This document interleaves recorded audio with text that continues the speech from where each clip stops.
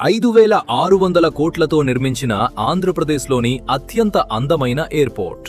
ఇది ఎయిర్పోర్ట్ కాదు, ఆంధ్రప్రదేశ్కి కొత్త గేట్వే.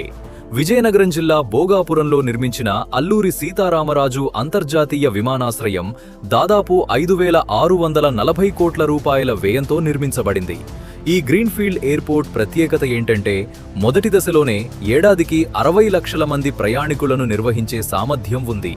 భవిష్యత్తులో దీనిని 4 కోట్ల మంది ప్రయాణికుల వరకు విస్తరించేలా డిజైన్ చేశారు. భారీ వైడ్ బాడీ అంతర్జాతీయ విమానాలు దిగే రన్వే, ఆధునిక టెర్మినల్, కార్గో సౌకర్యాలతో ఇది ఉత్తరాంధ్ర అభివృద్ధికి కీలక కేంద్రంగా మారనుంది.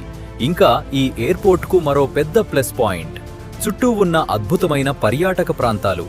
Bhogapuram beach, Bheemili beach, Rushikonda beach, Yarada beach, Kailasagiri, Araku లోయ, బొర్రా గుహలు ఇవన్నీ దేశీయ, విదేశీ పర్యాటకులను మరింత ఆకర్షించనున్నాయి. ఒక్క మాటలో చెప్పాలంటే, భోగాపురం ఎయిర్పోర్ట్ కేవలం విమానాశ్రయం కాదు, ఉత్తరాంధ్ర భవిష్యత్తును మార్చే మెగా ప్రాజెక్ట్.